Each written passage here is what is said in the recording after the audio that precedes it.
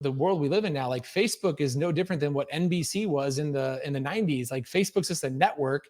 And as opposed to in the 90s, we'd watch Friends or we'd watch Seinfeld. Now people are watching this creator or that creator. And so Facebook wants these creators to create all this content. They don't want brands. Not saying we can't be there, but it's not their first choice, right? The trend though is we are still seeing hotels who realize that.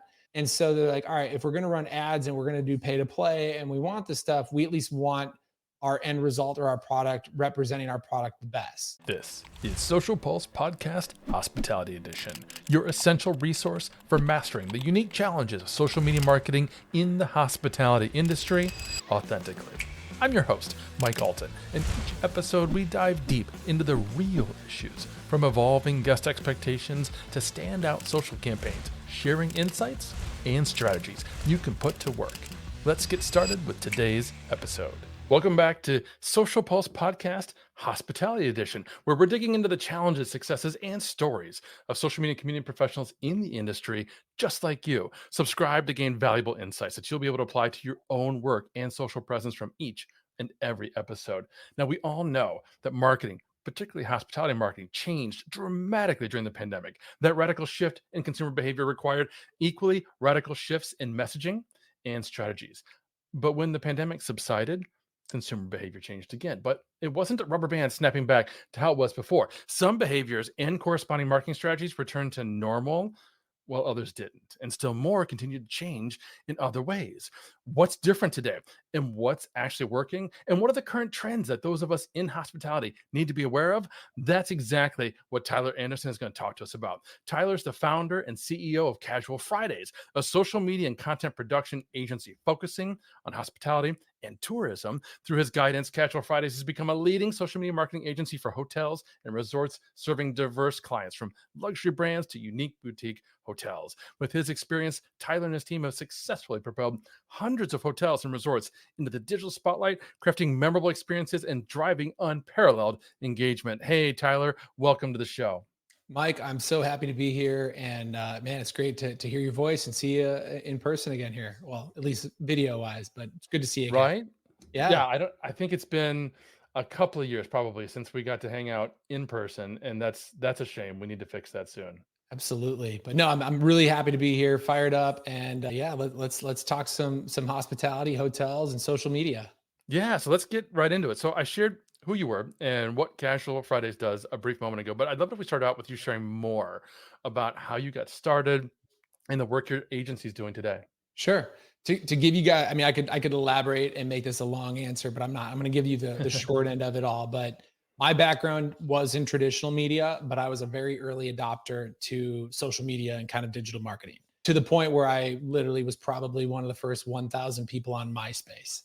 And I leveraged, just my I guess I don't want to say passion, that's not the word, but like it was just I was kind of like the same age of what people who are hardcore into TikTok now, right? Like I was a young 20 something and I was on MySpace back in the day, early adopter, and kind of just saw the power behind it. So even though I was still in traditional media and I worked in radio, by the way, I would actually create promotions, for my clients at the time. Like, and I had some pretty big clients like Pepsi and Vitamin Water.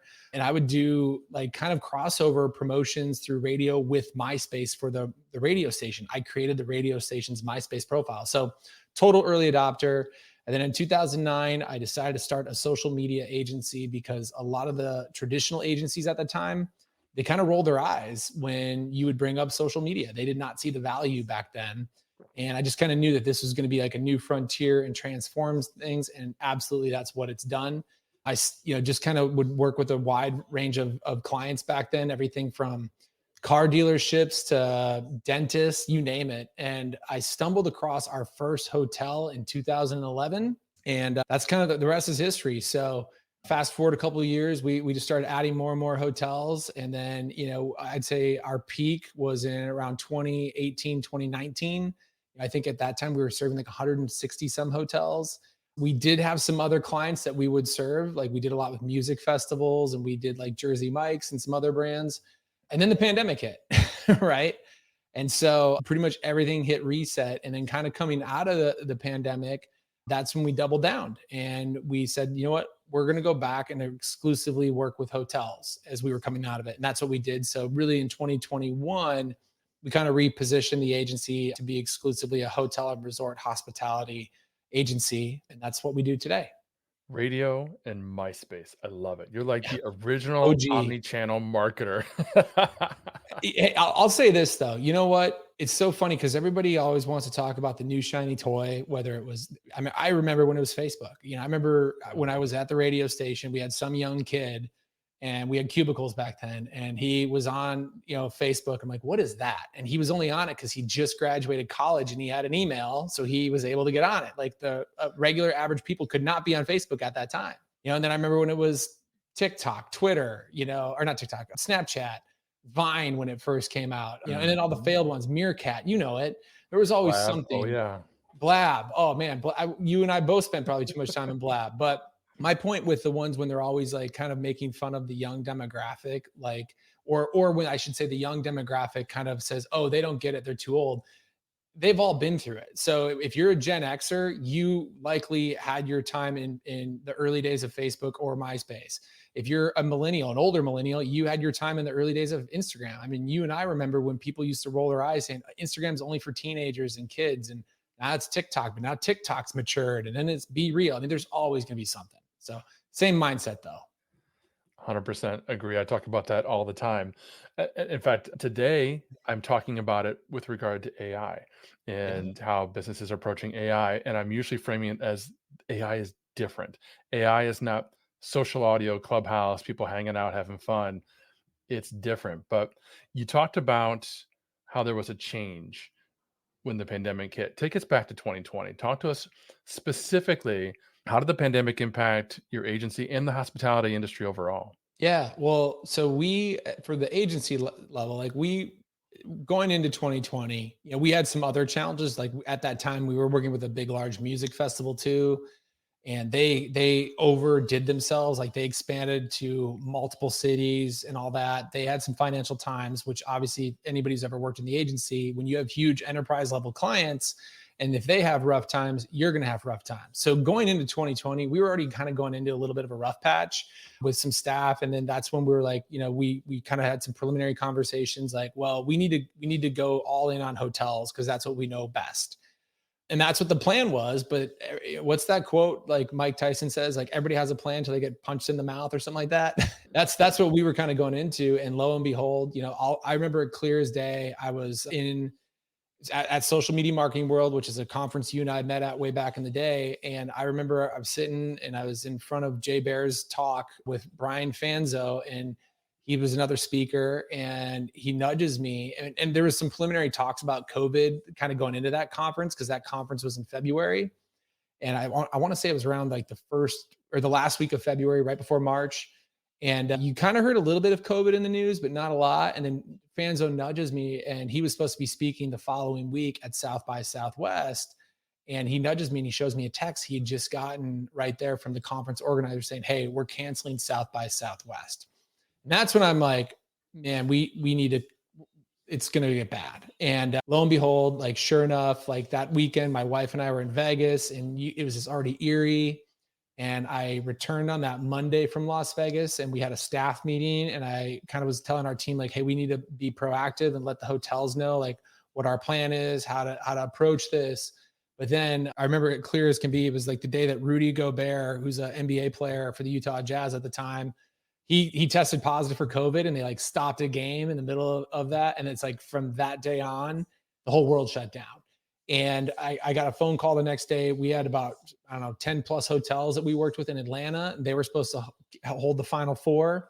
And one of the hotel GMs like, hey, we need to pause, suspend everything. They just canceled the Final Four. Our city's basically going to be shut down for the next month until further notice. And literally it was just like for 2 days straight, taking emails, taking calls, every single hotel except for one estate, which I'll get to in a second, shut down. And everybody just immediately needed to pause, suspend. And even the ones that still stayed open, they were impacted to the point where, there's no way we were going to sustain. So yeah, like it was like overnight revenue just like gone. And, like a lot of businesses, we immediately had to furlough people, had to figure it out. We got a PPP loan. The only saving grace, which has nothing to do with hotels, we had a nonprofit that reached out to us ahead of time. We lived in San Diego at the time. It was Feeding San Diego. And they got an abundance of donations, and to the point that they also needed help and support with social media to get the word out on all the missions that they were having, trying to help people out during the pandemic. And so that we did pick them up as a client. And between that and then the state of Florida and the hotels that did remain open during that time, that's what really allowed us to survive, I'd say, from, March until September of 2021. So that's that. But yeah, to answer your question, it was just like overnight, it just dried up. And as far as how it impacted the hotels, I mean, that a lot of the hotels, and I don't know about the audience, what they know, but there's usually the leisure side of business, which is people are going on vacations, trips, whatever it may be. And then there's the group and business side of hotels. And that's, conferences, meetings, events, business travel. But with the pandemic, what happened? Business travel just shut down. Conferences shut down. People were doing, virtual conferences. So the hotels were basically drastically impacted too, and everybody had to resort to contingency plans. Yeah, in fact, I distinctly recall that same social media marketing world event. I was there. Chris Penn was the only one in the universe, seemingly, who saw all this coming. He was wearing giant N95 face masks just to get to San Diego. But and then I also remember your trip to Vegas because our mutual friends Jen and Amanda Yeah. went with you, right? It was a conference for your wife's side of the business. And yeah, and I remember texting them back and forth, and they were saying how eerie it was in those early days where people didn't know what was going on. And Well, nobody knew what was that's happening. I remember we went and had a drink with them at the Cosmo bar. And I remember we were in there, and I don't know if you've been to the Cosmo, but it's right by these escalators with their chandelier. And again, this is like March 10th or 12th or whatever, like right. early days. And there was a person who was literally standing right at the escalator, spraying hand sanitizer into a rag, not hand sanitizer, but just cleaner into a rag, and just would hold the rag on the escalator, just trying to Oh my disinfect it. And God. we're like, that's something you just didn't see. And we're like, this is weird, and yeah, it was, 2 or 3 days later, the whole world changed. So, Yeah. So we got through it. mhm. You're now focusing 100% on hotels. What are some of the other changes that you've implemented since then? And that could be from how you structured the agency to even just how you're doing marketing. And what are some of the results that you've seen? So I think the biggest thing, so just wanted to touch on first with the hotels, the hotels, then when things started to open up, I do, and I take that back. I don't even want to say open up, but just after a while, hotels like, we got to open up again. Like we need to, but I remember going to one or two hotels during that time, and it was a ghost town. And I remember the horror stories hearing from some of these hotels I would talk to, they would maybe they had to furlough their whole staff. And so there would maybe only be two or three people at a hotel who were still employed, maybe a general manager, a director of sales, and then maybe like a engineering operations manager. And those three people would go into these hotels, and some of these hotels can, I remember talking to one in New York City, which has 1,300 rooms. It's a massive hotel, and there's only three people going in there, Wow. from March until like September of 2020. And their whole job is literally every 2 or 3 days, they had to go into every single room and just flush the toilets just to make sure that they would still remain operational and they wouldn't have issues, and make sure the lights work. And, just talk about an eerie time. But then when they all decided to kind of open up, the biggest change that impacted the hotels is, while I don't know if you remember this, but people were definitely like having pent up travel demand, like, because we were all in lockdown, we're stuck at Mhm. home. Everybody just wanted to get out and go on vacations. That's why Florida flourished. But regardless, people just wanted to get out of their house. And so but nobody was going to be able to get out for business travel, and no one was going to be able to get out for conferences or anything like that. So what I'd say the biggest impact the hotels had to adjust just to get out of the pandemic is everybody shifted their focus to basically 100% leisure business. Where before, a lot of these big box hotels or big, huge hotels in big cities that are near convention centers, leisure maybe only represented like 10, 20% of their business before the pandemic. Now, all of a sudden, they're asking it to represent all of their business just so they can remain open and remain in business, right?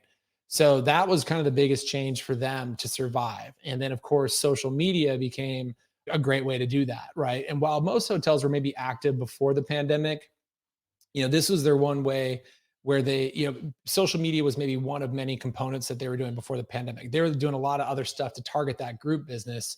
But now here we're coming out of the pandemic, they were all in, and social media provided a viable way and I don't want to say done like at a minimal budget, but let's be honest, like, we were talking about traditional media and some of these other things, it's expensive. Like in theory, you can run social media ads for $50 a month if you need to, or $100. So it just provided a little bit of an easier way for them to at least dip their toes in again and get the word out, maintain presence.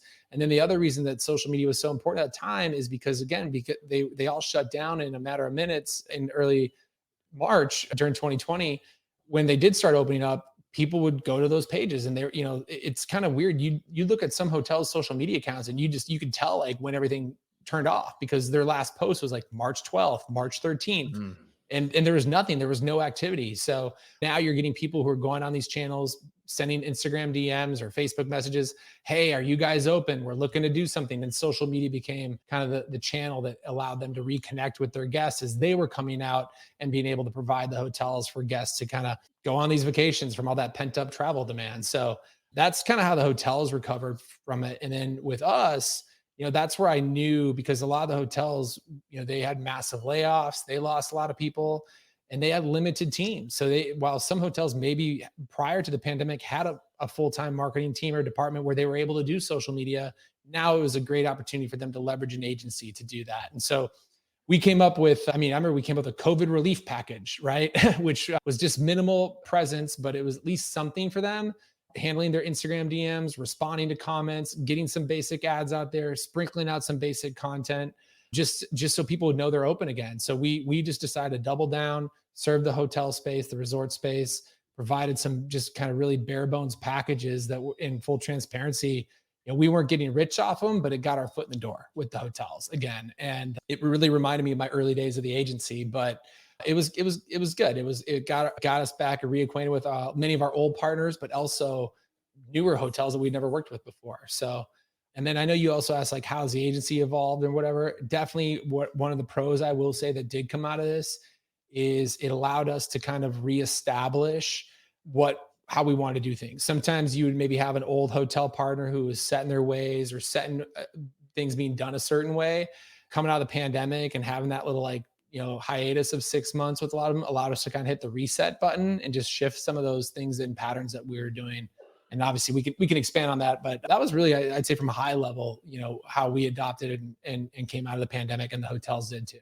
That makes a lot of sense. I definitely remember that sense after being, cooped up for so long, that need to get out. We went to New York City for Christmas and New Year's 2021 because we finally were allowed to. So we were living in Manhattan for New Year's. We didn't go to the ball drop. We went to Times Square like earlier that day. We weren't quite that crazy to be among thousands of people at that time. Not tens of thousands like it used to be, right? But it was just thousands. But now it's 2024. And things have continued to change and evolve. How are you seeing the marketing industry within hospitality today? How has things changed? Maybe what's the same? Have things gone back in any way to how they used to be?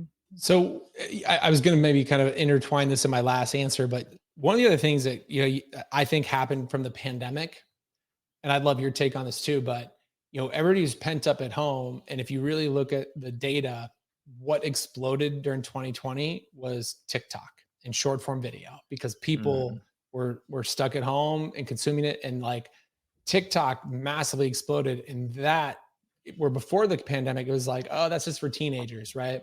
When the pandemic hit, and now you're having moms, 30 somethings, older millennials, and then even some younger Gen Xers who are now becoming avid users on that platform, it changed the game. And then Instagram, of course, followed suit. So to answer your question, I'd say that's the biggest thing from then to now. What's changed is the significance and importance of basically short form video across the platforms. And that is, the one thing too, from a strategic perspective, like with hotels. And gosh, we could make a whole separate podcast just on the performance of like organic content in social media right now. So I'm not gonna rant on that, but video is the one way that we see with all our hotel partners. And I can pretty much do any random spot check, even on other hotels that we don't work with.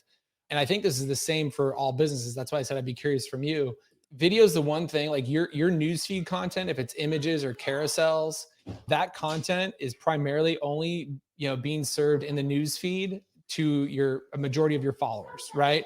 And then whereas Reels content is what, when we look at the analytics, a lot of times that's reaching non-followers. Like that's how you're growing your audience, seeing new people. So from the travel perspective, those who are definitely adopting Reels content and video, short form video content, that's where we're seeing the most success. And that, of course, that's a result of the pandemic. And I give all that credit to TikTok. Yeah, I totally agree with that. We're seeing a lot more videos coming up and performing well on TikTok when it's a search perspective, right? Yeah. People are going to TikTok to search for destinations and Yeah. and options and leisure destinations, for instance. Whereas, yeah, you're right. The Instagram Reels in particular are being served to a far greater audience that isn't already following the accounts. I got a notification this morning, maybe yesterday, from Instagram, specifically saying, "Hey, this particular reel has, reached, a significant, like an exponential number of people that aren't already following you." Which first time I'd personally seen that. So I'm not a big Yeah. reels producer, but that was pretty cool. On the flip side, I got a notification from Facebook saying, "Hey, your engagement is down. Why don't you create more real content?" And I'm thinking, I'm publishing the same exact content to my Facebook page as my Instagram account. So I'm obviously reaching different audiences on those platforms, but I think you're right. It's nuts because I will log in. I'll do random spot checks. I obviously don't manage the accounts, but I'll do random spot checks with some of our hotels, and I'll usually maybe sign into the Instagram account for like a high end luxury beachfront resort, and then I'll also do it for maybe a big box hotel in an urban city. And it's consistent across the board when I do these checks. Usually, like their video content, the reels are reaching usually anywhere from like 30 to 40% non-followers, where just a standard like image post is reaching like 90% of only followers, right? So to do that, and then you brought up a good point too of how the landscape's changed, is the integration now of social SEO. So like Instagram's made changes where you can write keywords and phrases. So like it might be like, planning a trip to New York City and just trying to change the copy to include that. That's been a big change in the last 4 years because that didn't exist. And then one thing I don't want to forget to bring this up, just from a content perspective, and tying this back to AI, pre-pandemic, I'd say on our job application, when we would hire new talent and people to work with our accounts, we had a lot of writing examples. We asked for writing examples, and I'd say being a really super strong copywriter was super important.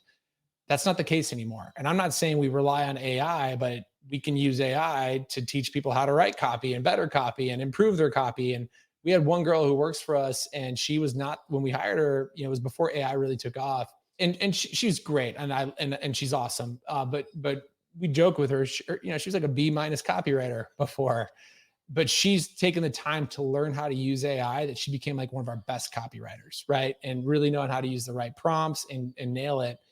And then tying this back to what we look for now, though, how it's changed. Now we look for people who are good creators, like who knows how to create good video content. Not that you have to be a professional videographer, like, because nowadays anybody can be it with their smartphones. And I'm sure we'll talk a little bit about influencer marketing stuff, but really we try to train a lot of our people who work for our hotels to almost be like influencers or creators. Like you're just not a creator professionally, if you will, or you're not an influencer, you will, but you should be able to create content like that. And so we've invested like a lot on that and a lot in training on that. And that's really, I'd say that's the number one thing we look for now.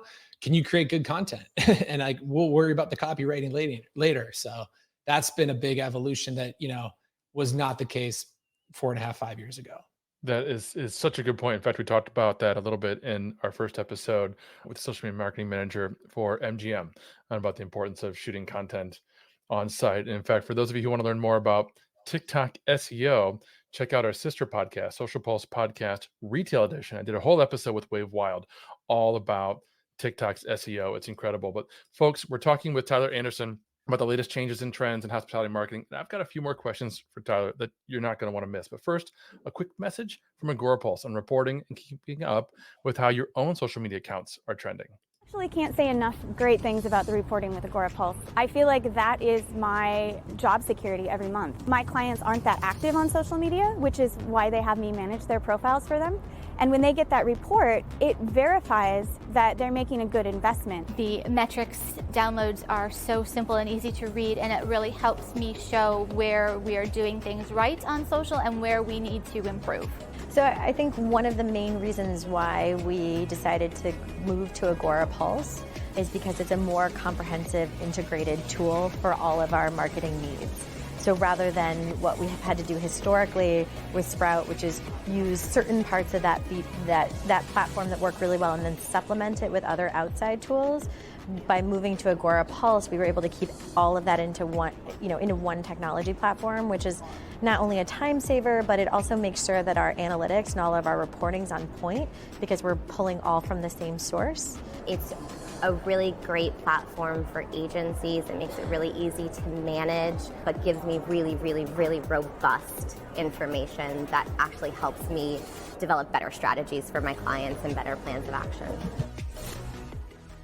Speaking of shooting content on site, did you recognize where all those video clips were shot? Yeah, that was the San Diego Convention Center, social media marketing Yep. world, I bet, right? Yeah. Yeah, that was 2018 social media marketing world, my first day on the job with the Oh, Global nice. Pulse. I flew in and we had J29 out of Kansas City, like you mentioned, having that videography team. We had them flown in to San Diego when we were shooting all these interviews, and they could only hang out in the hallway Yeah. because they didn't have tickets. So they were all the way down at the far end of the convention center, but great lighting and so many fantastic people. That's a technique that everybody should apply. No, absolutely. Mike, you brought up a point I want to go back to. You're talking about just like the social SEO.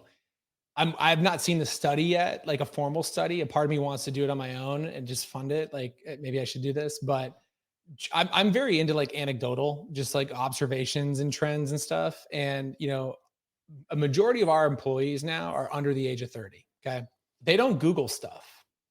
They don't. They don't go onto Google and search it. They go to TikTok and Instagram, and usually it's TikTok, and they search. Like if they're looking for a hotel or they're planning a vacation or they're looking what restaurant to go eat. Hey, I want to do sushi in Dallas tonight, or they're traveling. They're looking on TikTok and Instagram and they're searching there. They're not going to Yelp. They're not going to Google. They're not going to TripAdvisor. And I asked them point blank, is that what you and all your friends do? They're like, yeah. And so like, okay, some hotels may say, well, we're a resort and we're more luxury and they're not our audience because they can't afford us right now. And I hear that. Okay, but they will be in 5 years, so you can get involved now here. And if that is your audience, like that's what you got to be mindful of. So we definitely noticed that. We're encouraging that with our hotel partners. We incorporate that with when we're creating content, we try to keep the vibe in mind as well as like incorporating those keywords and phrases that can help them show up on that search. But it's changing for sure. They where I'm kind of a tweener between a millennial and a Gen Xer. So to me, like I still do like reviews. Like if I'm buying products and service, I will look at the stars and I will like read people's opinions. That would be like my first criteria. For a lot of like younger millennials and Gen Z or Gen X or Gen Z, what we're seeing is they're looking for the vibe, the ambiance. That's their first priority. Then it goes to the reviews and the 5 stars or whatever it is. So just an observation. That's a really excellent point. It's a lot like Pinterest was for years Yeah. for other kinds of demographics, right? Where people were pinning pins.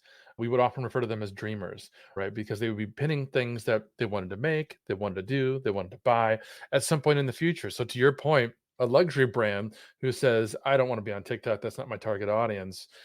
You're absolutely right. Those are the people that they want to get in front of so that maybe somebody can't afford the Conrad in Manhattan today, but if they see the vibe there, if they see the magnificent vaulted ceilings and they see, where they're situated, that might be a hotel that they want to save up for and dream about going a year to 5 years down the road. And you're right.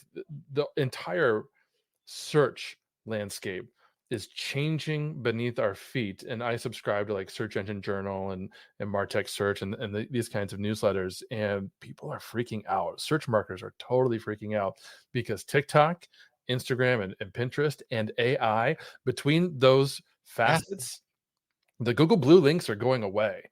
Yep. There just are. So that's changing. But to your point, social is an opportunity for luxury brands. So that's a particular trend. And I'm glad you brought that up. What other trends are you seeing that social media managers and the community managers that are listening in the hospitality industry today should be aware of? Maybe it's social, maybe it's influencer marketing. Yeah. What should they be paying attention to? So we'll touch on influencer marketing in a second. The other trend that we are seeing is the de-emphasization of the vanity metrics. Hotels have now been, and I think a lot of small businesses kind of feel this way. They've been hammered. Originally there was a land rush to be on social because it was quote unquote free advertising, right? And over time, they're noticing a lot of times their organic reach has just, been just decreasing, right? Knowing or recognizing the shift of like, all right, there's a decrease in organic search results, but you still need to have it for the point we just made. People still are going to go search. So maybe while your content will naturally show up in the feeds of your followers, you still want good looking content. So when people are searching or they stumble across you, or you're running ads, because that's a big proponent, maybe you're running ads and then they click through to your profile. And the reason they do that is this kind of ties back to the point we're just talking about. Search has gone down, but website traffic's like, for hotels now, by the time like a Gen Z person or a younger millennial is hitting your hotel's website, they're on the bottom of the funnel. They've already decided they're going to your destination. They're just debating between you and maybe one other hotel. They're not looking at rate. They're not going to your website to check out all your beautiful photos, to read about the destination. They did all that preliminary research on social media, on TikTok, on Instagram, whatever it may be. So we're seeing the trend that we're seeing now is actually having that elevated content. We still see like a good like blend of like, you want to have some UGC, they want that authenticity, but hotels are now kind of putting a different style to their content. They're investing more in lifestyle content productions to almost make their social media be a replication of their website, just not as kind of, not as traditional like a website, like having more of that kind of blend of influencer / UGC style content, but maybe created by the hotel. So really, I guess what I'm trying to summarize, we're seeing a bigger investment in original content by the hotels to make their social feeds be an extension of their website, knowing that it's not going to maybe get the reach, it's not going to get maybe the engagement, and it's maybe not going to get the follower count that they were maybe hoping for 5, 6, 7, 8 years ago when they started all this. So that's another big shift that we're seeing too. I want to hone in on that a little bit because that is different from what we're seeing on the retail side. On the retail side, there's definitely an emphasis on UGC. I was talking to a product manager at TikTok in a recent interview, and they were showing us the statistics with this. But with that kind of content on the retail side, the emphasis is definitely on authentic, like homemade looking, I don't know how else to put it right, where it really looks like somebody made this video themselves, not in a production studio. I gave the example where I was on TikTok personally, and I saw somebody demonstrating a product, and he was standing in his garage next to his car with a crappy overhead garage light. The garage door was closed, and he's like using the back of his garage door as the background on which to frame this product. The product itself was cool. The production value of the video was obviously really, really crappy. But the more I looked at it, the more I realized it was the brand that was creating that video. It was just to your point, a UGC style. But if I understood you correctly, it sounded to me like you said that with the hospitality edition with hotels, the focus is on UGC content, but elevated in the production value. Yeah, and when I say elevated, I'm not talking like let's make it look like Access Hollywood or or like a cinematic movie. That still can happen maybe for the ads. No, it's so this probably is a perfect blend into the influencers too. Like influencers or content creators, like yes, that's a strategy, but it has to be done carefully, and we'll get to that in a second. But one of the challenges or problems that a lot of the hotels find, and we find this too, when you would work or partner with some of these creators, it's all about them. Like they show up, and when they're creating the content, it's not really featuring the hotel, it's not featuring the amenities, or and so and I get it, that creator maybe wants to be authentic to their audience, but there still is an ROI that the hotels are measuring. So it's one thing if you're working with that creator and you want that creator to create that content and then they're posting on their channels, that's fine. But some of these hotels were also trying to do that as a means to getting more of their own content that they would want to post as well. Then all of a sudden the content then gets off brand. Like you lose a little bit of your brand authenticity then too. So it's like it's a double-edged thing. Like you kind of want it, but then you don't want it too much. So that's why I was saying hotels are willing to kind of compromise some of those vanity metrics. Like, hey, we know that we may not get as much engagement on this post if we use UGC as if we do something that we create that's maybe a little bit more elevated and is on brand, but it has still that portrayal of it. So that's why when I was saying what we've done at our agency, we try to do a blend. So that's why we're training our team to be like content creators, but they're going in to do it for the hotel, not for their own thing because they're not an influencer, right? So that's where we've invested a lot in our training. And we, most of the time we're shooting most of it on iPhones, and we teach them how to edit and cut that. So it has that UGC look. It's just not UGC. And I mean, we're maybe getting a little ahead of ourselves, but it's interesting because like last week, Adam Mosseri made that announcement on, I could go on a whole nother rant about this too, but like when we talk about the decrease of organic content, I'm a big, I know you were talking to me, I think on the pre-show, you said like sources, like who do you get your news from? One of my favorite followers is Adam Mosseri. Do you ever follow his content? He's the head of Instagram. Yeah, absolutely. Yeah. I mean, it's straight from the horse's mouth. Like he's telling you what they're doing, what they're working on and all that. Well, if you watch and listen to his reels and stuff, it's really interesting because when he's talking about all these strategies and best practices and what you should be doing, I'd say, I'm not going to say all the time, but like 90% of the time, he says, if you're a creator, I actually want to do a mashup of his videos talking, and never do I hear him say, if you're a business or if you're a brand or whatever, it's always about if you're one thing we're looking for our creators. And like, if you really think about it, like going back to my opening here, when I said I came from traditional media, that's just the world we live in now. Like Facebook is no different than what NBC was in the 90s. Like Facebook's just a network. And as opposed to in the 90s, we'd watch Friends or we'd watch Seinfeld. Now people are watching this creator or that creator. And so Facebook wants these creators to create all this content. They don't want brands. Not saying we can't be there, but it's not their first choice, right? So, the brands, I'm tying this back here, I guess. The trend though is we are still seeing hotels who realize that.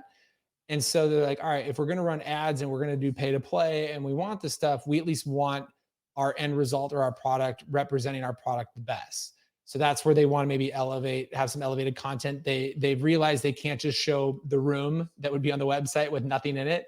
They need to have a couple in there, maybe having some drinks or having breakfast in bed or the children jumping on the bed. So we try to stage some of that and make it more lifestyle with, some models. And that's why I say a big trend is like that lifestyle aspect to it, not just like a architectural shoot, and then doing it from a UGC perspective. So I know I'm bouncing around here, but that's kind of the trend. And then tying this back to influencers, I'm not saying influencer marketing doesn't work.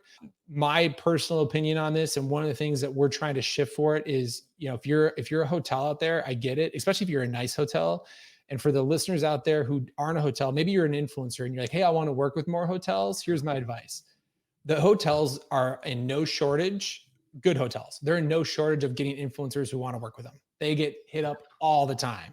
Like, all the time, especially if it's a nice resort. And I'm sorry if you're an influencer, that request that you send saying, hey, you're coming on your family vacation and you have X amount of followers and you get this amount of reach and you want a free hotel room and all this stuff, because you're 90% of the time, the hotels don't see the ROI there. So they can't quantify it. Okay. That's just the reality.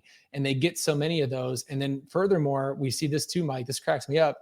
Those same people sometimes are staying at one hotel on a Monday, Tuesday, and then Wednesday, Thursday, they're staying at the competitor's hotel across the street. What kind of mixed message is that sending to the hotel, right? Or to your audience? Well, okay, well, am I supposed to stay at that hotel or that hotel, right? Right. So my advice to me, play the long game. And this is what we're trying to do more. We're trying to have our hotels select partners and influencers that they feel represents the brand well, that has the audience that we think also would be interested in the brand. And don't look at it as a one-time engagement, but let's try to do a multi-engagement. So we're trying to have it be like a year and a half.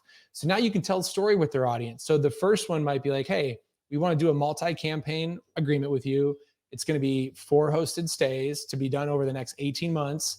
Part of that, we want you to talk about the various phases of travel. So it might be, hey, I'm thinking of a girls trip with me and my friends. Like, you can picture this on an influencer's account. We're going to go to San Diego. We're like narrowing it down. Oh my God, I was thinking about some hotels. I think I'm going to maybe do this hotel. It has this. Now her audience is being told of the story, right?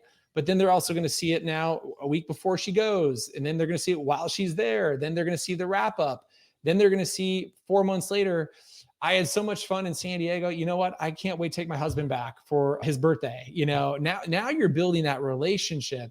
And it's so interesting because, again, maybe it's because I'm an old school marketer, marketing hasn't changed, like the principles of marketing. Like it's the same principles of marketing that but for whatever reason with social media, we get so caught up on the new shiny object. And it's like, if you ever worked in radio, television, print, the number one thing they'd always talk about is frequency. Like people aren't going to make a decision off of a frequency of one. Like they're not going to hear one radio commercial and act on it. They're going to hear your radio commercial maybe 5, 6, 7, 8 times. Then they act on it. Why are we not approaching influencer marketing the same way? Like that influencer needs to have a frequency with their audience, not 3 times in a 24-hour period. Oh, big deal. If they did 3 stories, they're all going to disappear. But if you're following an influencer and you're hearing them talk about any product or service in January, then again in April, then again in September, now it's building that credibility and trust. 100% agree. Tyler, this has been amazing. The time's going by so fast. I just have one more question I want to slip in here, because you talked about the ROI of influencer marketing, which I do influencer marketing, so I totally understand that's a challenge no matter who you are. Yep. But what about organic social media? How are you measuring the impact of social media on these businesses, on these hotels? So there's a couple ways. That's a great question. It's kind of a loaded question. One, we always start with depends on who our hotel partner is and what their goals are, because each one of them may have different goals. For some of them, it pains me to say this, but at the end of the day, we can educate our clients, and sometimes they don't know what they don't know. But for some of them, sometimes it still is vanity metrics where they want to know, are we growing our social accounts? Are we getting engagement? Things like that. For other ones, it could be something very transactional. They want to see that they're actually getting heads and beds, room bookings. So there are some restrictions we have. Just if it's a large, big brand hotel, we obviously, Marriott or Hilton or Hyatt's not going to give us, pixel data to track that. So we might have to get creative. We might come up with social media packages or deals only. So then we might only run them from social media. So maybe it's like, hey, we have a AAA special that we want to offer for this hotel where they're not advertising any other place but social media. We might run it there. Then we can at least track the heads and beds. And then I'd say the last one too is just sometimes it's just where for some hotels, they've realized that that the engagement's just not going to be there. So then it is more to back those other metrics, which is maybe a little bit more of the traditional sense. So it's like reach, impressions, cost per thousands, just those various metrics, which brings us back to traditional marketing. So really does depend on the hotel. And then I'm going to throw the wild card at you. That wild card metric is just the eye test. And I know that sounds so stupid, but we have a lot of hotels who have ownership groups who literally just want to go to their Instagram feed, look at it, and have this confidence that they love it. Kind of like what you might judge a website. When someone's judging, do you like your website? It's just the look. And this kind of leads back to what we were saying before. For these younger demographics, your social media sites are essentially the new modern website for younger demographics. So we'll have some of these ownership groups, and we'll point blanks, we were talking about influencer UGC. Like we have endless amounts of data. Like, yes, posting UGC works. Like it gets more engagement usually, but we'll have some of these ownership groups saying like, I don't care that it got more engagement, take it down. I don't like it. It's not on brand. And in those instances, we just have to follow suit, and we do. But when they say, I love the way that the Instagram's looking, we'll measure that. We'll take that as ROI. So. You do what you can, right? You do what you can. This has been fantastic. And for those who want to learn more, they want to follow you or learn more about Casual Fridays, where can they go? Just go to casualfridays.com. We're our handles kind of fluctuate on different channels, but it's Casual Fridays on Instagram. We were fortunate at least to get that for Instagram. So just at Casual Fridays for Instagram. But yeah, if you go to casualfridays.com, we'll have links to everything too. Love it. Yeah, guys like you and I have been around and doing this for a long time. We've struggled to keep the same handles, and because it didn't all exist 12 years ago. No. But that's all we've got for today, friends. Thanks for listening. Please subscribe on Apple, Social Pulse Podcast Hospitality Edition, and leave us a review. We'd love to know what you think. Until next time.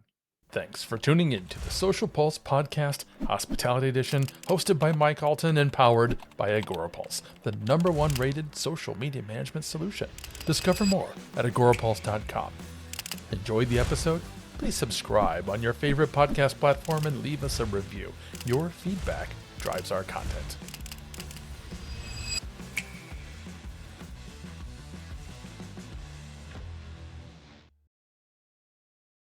This podcast is heard along the Marketing Podcast Network. For more great marketing podcasts, visit marketingpodcasts.net.